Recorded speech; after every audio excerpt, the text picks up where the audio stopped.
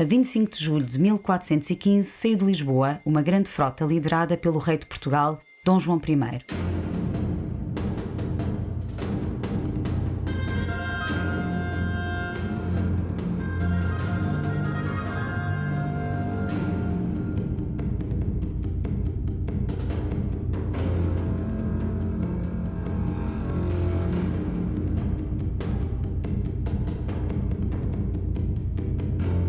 No dia 21 de agosto, conquistou a cidade de Ceuta, alterando substancialmente as relações entre a Península Ibérica e o Norte de África e assinalando deste modo o início da expansão europeia no mundo.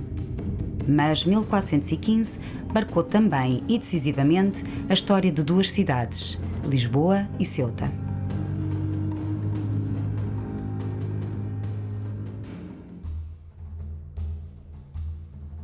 Antes de 1415, Lisboa era uma cidade centrada na colina do Castelo de São Jorge, a velha alcáçova islâmica que as tropas do primeiro rei de Portugal tinham conquistado em 1147.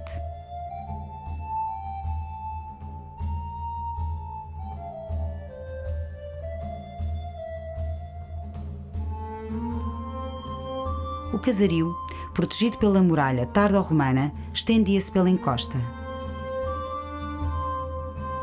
Com ruas intrincadas, herdadas da velha medina islâmica Al-Uzbuna, alcançava uma extensão que não devia superar os 16 hectares. Progressivamente, a cidade transbordou esse recinto, formando-se arrabaldes. Primeiro surgiu a moraria, morada dos muçulmanos que ficaram em Lisboa. Depois, povoou-se a Baixa, uma área sempre ligada ao artesanato e ao comércio marítimo. Entre 1373 e 1375, a cidade foi novamente muralhada. Agora, a linha de defesa incluía as colinas dominadas pelos complexos monásticos, principais elementos ordenadores do espaço urbano. Nesta altura, a cidade alcançava cerca de 103 hectares.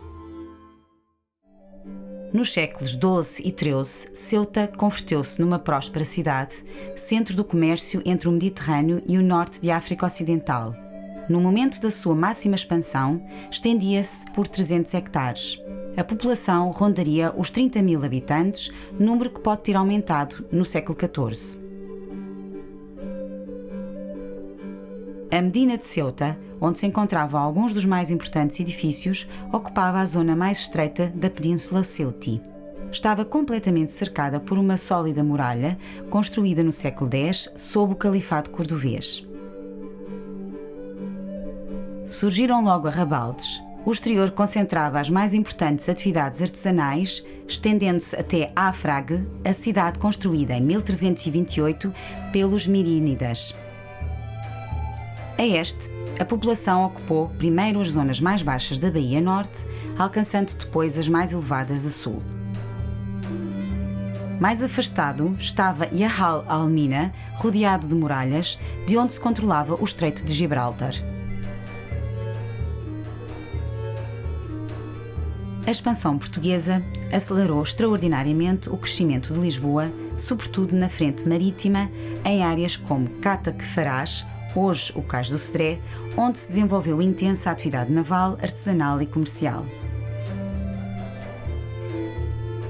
O surto urbano atingiu particularmente expressão no lado ocidental da cidade, primeiro em urbanizações ainda dentro das muralhas, depois na encosta da Vila Nova de Andrade, hoje o Bairro Alto.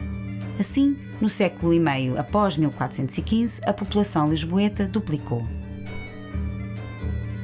Por oposição, a Ceuta portuguesa, encravada em território muçulmano, reduziu-se radicalmente.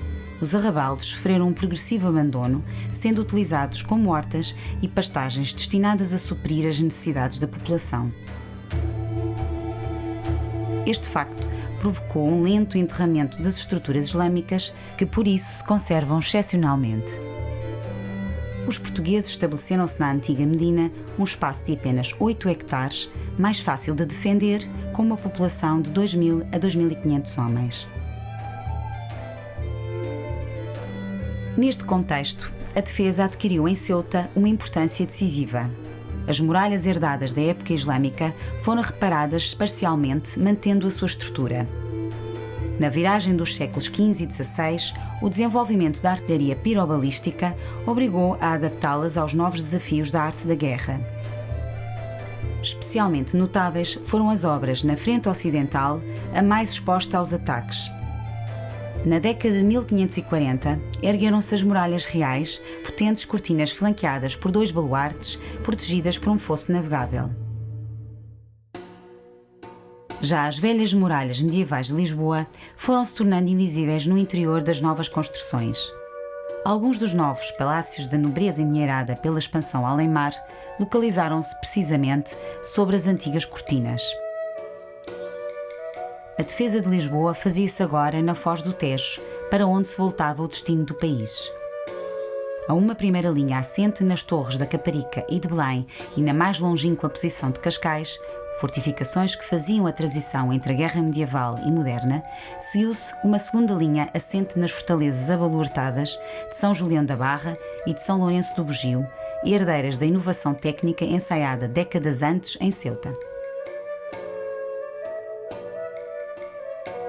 Um fenómeno comum às duas cidades foi o da reorganização urbanística, muito influenciada pelos conceitos estéticos e funcionais do Renascimento italiano. O desejo de monumentalização do espaço público deu origem a novas praças marcadas por edifícios de poder de grande esplendor arquitetónico. Em Lisboa destaca-se o Terreiro do Paço, espaço conquistado ao Rio, onde se ergueu uma nova residência real nos primeiros anos do século XVI, o Paço da Ribeira. O novo paço incluía nas suas dependências os organismos logísticos e de controlo da expansão marítima. A cenografia era completada pela Misericórdia, irmandade criada anos antes no quadro da renovação da assistência social em Portugal. Outra praça principal era o Rossio, onde se ergueu pela mesma época o imponente Hospital Real de Todos os Santos, ao lado do convento medieval de São Domingos. Também enquadrado nos novos conceitos assistenciais, foi uma verdadeira escola médica no quadro da expansão portuguesa. Em Ceuta, foram aplicados conceitos semelhantes com a abertura de uma grande praça, hoje chamada de África, em torno da qual se dispunham os principais poderes da cidade, como ainda hoje acontece. De um lado, o Palácio do Governador, inserido no perímetro da velha Alcáçova Islâmica. Ao sul, a Catedral sobre a antiga Mesquita Maior e o Convento de Santiago dos Frades Franciscanos, integrando a antiga madraça Al-Jadida. Ao norte, a Igreja de Nossa Senhora de África, albergando a imagem enviada pelo infante Dom Henrique, que ainda hoje sustenta nas mãos o álio, símbolo do arrojo do primeiro capitão português, Dom Pedro de Menezes, que aceitou comandar a cidade com meios muito precários face aos enormes desafios militares. Outra tendência comum a ambas as cidades é a definição de arruamentos mais regulares, rasgando-se novas artérias em tecidos pré-existentes.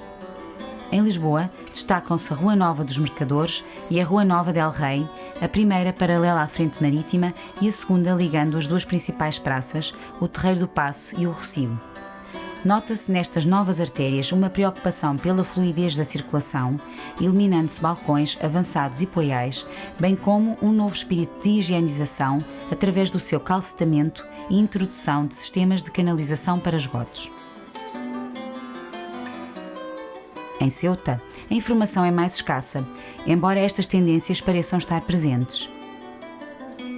O sistema viário tinha como principal eixo a Rua Direita, a atual Calle Jaudenes, complementada por ruas paralelas e travessas às muralhas, compondo quarteirões bastante regulares.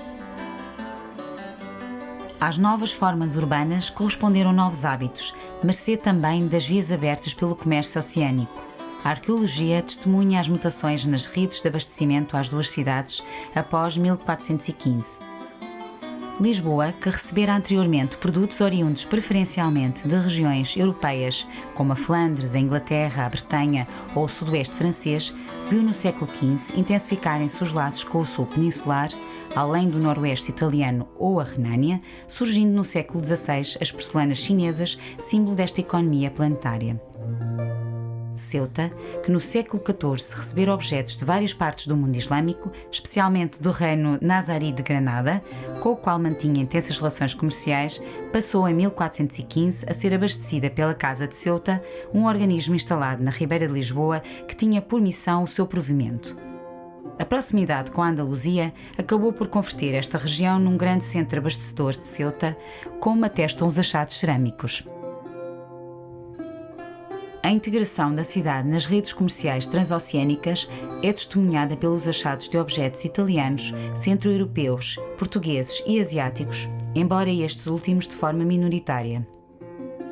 Também se evidenciam no registro arqueológico cerâmicas modeladas à mão, possivelmente de origem local, sugerindo trocas com as populações norte-africanas vizinhas. Em suma, 1415 marcou para Lisboa e Ceuta um ponto de viragem nas respectivas histórias, cujos reflexos chegam aos nossos dias. Se os caminhos da história acabaram por separar os seus destinos, a memória deste período perdurou nos séculos. Ficaram expressões simbólicas, como a partilha de uma mesma bandeira, a troca de topónimos nas principais artérias das cidades, a edificação de monumentos evocadores ou expressões literárias e artísticas de diversa natureza. Talvez também no mesmo destino, menos concreto, mas eventualmente mais profundo.